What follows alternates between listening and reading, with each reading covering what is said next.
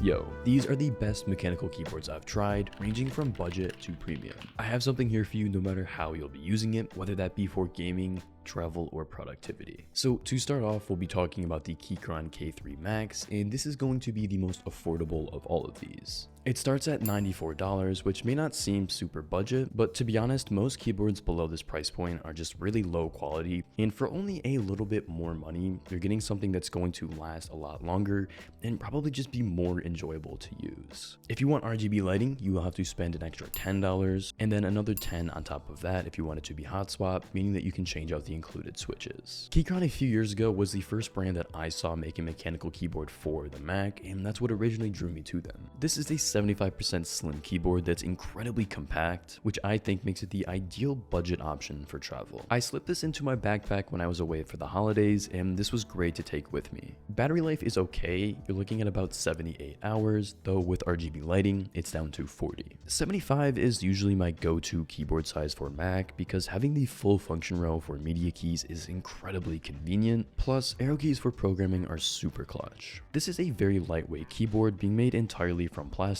and so while it doesn't feel premium by any means, it definitely is still high quality for the price. It's also compatible with VIA, which is honestly great to see. The switches I have in here are the Keyron Reds. These are always my go-to, and they feel fine, but being the low profile versions, they obviously have nowhere near as much travel as a traditional mechanical switch. If you want a keyboard to easily bring with you and throw on top of your laptop, this is great, but for at-home use, I think that low profile switches have too much of a mushy feel, at least for my liking.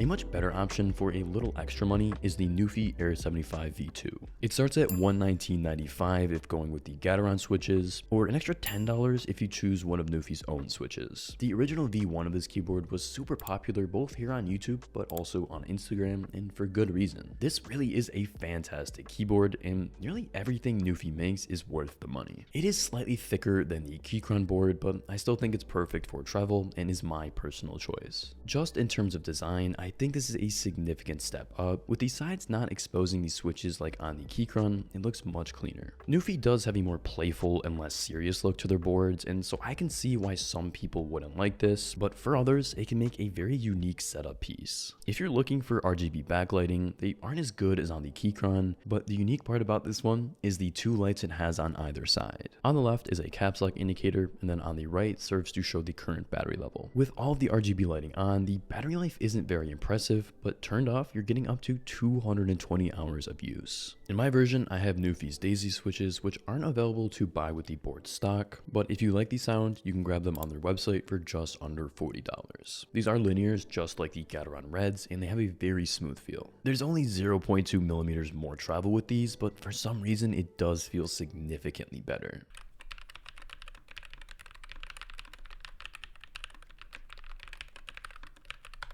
Now, next up is another keyboard from Newy, and this is their Halo 75. The lighting on this one is a little nicer with the halo light wrapping around the keyboard, but it does kill your battery. Also, if you do care about VIA support, it's worth noting that this keyboard does not have it, though it can be found on the Air. Now, that aside, this keyboard is the same price or $10 more depending on your switch option, and if this is going to be for your home office, I think it's a much more worthwhile option. This has honestly been one of my favorite keyboards of all time, and what I would put as the best keyboard for productivity / typing. I enjoyed this one so much that I did put quite a bit of money into upgrading it. I swapped the switches over from Newy's Night Breezes to these Keyron Cream Sodas. Along with those, I bought the Caccamise keycap set from GMK, and man, do these look good. The switches alone were about $70, but this keycap set went for around $150. If you're not into keyboards, this is going to sound insane, and to be fair, even then it sort of is, but GMK is one of the most expensive keycap brands, and that is for good reason. These of course look incredible, but the quality of them really is top notch. I think GMK keycaps can be worth it if you love the design, because your keyboard is something that makes your setup unique. Now, to be completely honest, while I love the Halo 75, I don't think it's the best keycap to really showcase this set, so I probably will move these to a fully custom board in the future. At the time I'm recording this, the stock of the Halo boards is kind of limited, and Newy said they aren't restocking them right now, so I think we're probably going to see a V2 pretty soon.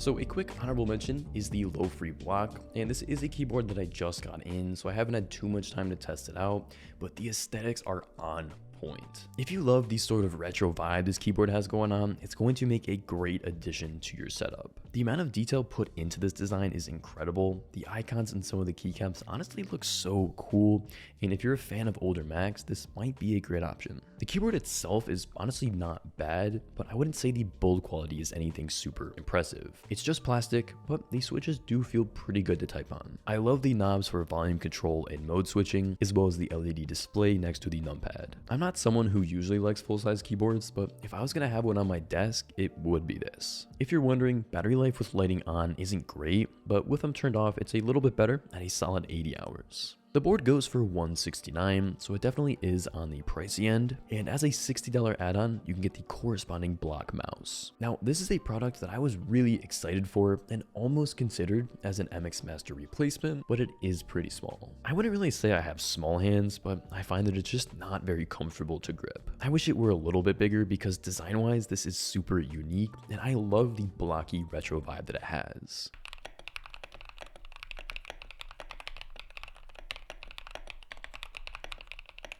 Now, next up is the Wooting 60HE, and this is by far the best keyboard for gamers. Gaming keyboards typically are a lot lower quality, but the Wooting is one that is objectively going to give you an edge while playing games. It has analog switches that use a magnet to detect how far you're pressing down each key. This allows you to set a custom actuation point and also set the key to reset the moment you release it. Because you don't have to completely let go of the key to press it again, movement in game feels much snappier. The downside is that typing on here isn't all that impressive. Completely stock, they don't sound nor feel the best, and even after lubing them, they more or less sound exactly the same. Lubing can be worth it, I just think I did a bad job. You'll have to set aside an entire afternoon. For me, I think it took like 6 hours, and I hope it's soothing for you because I did not enjoy it. Now, in addition to lubing the switches, I took inspiration from Optimum and threw this into an aluminum case, this one being from Mechanisk, and got some blank ceramic keycaps from Cerakey. This is a pricey mod that will cost you in total over $400, but it's something that I do not regret in the slightest.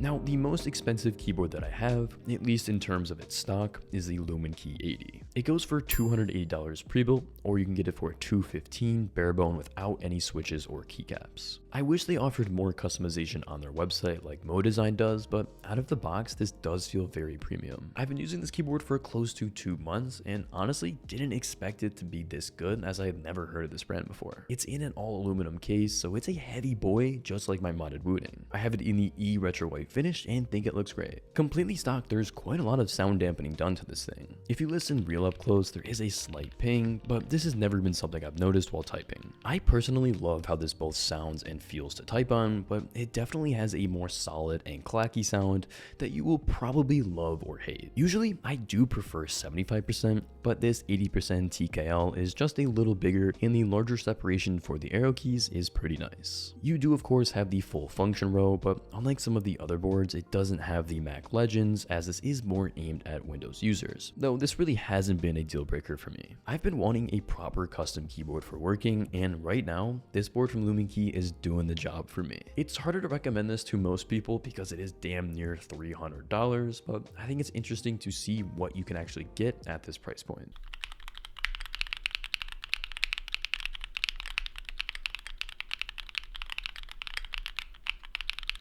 So these have been the best keyboards that I've used over the last year, and I hope this was helpful because there's a lot of options out there. With the exception of the Wooting, all these keyboards can be ordered today and get to you relatively quickly. If there are some boards from lesser known brands that you use and don't think are talked about enough, let me know about those down below. I appreciate you guys for watching, and I'll see you next week.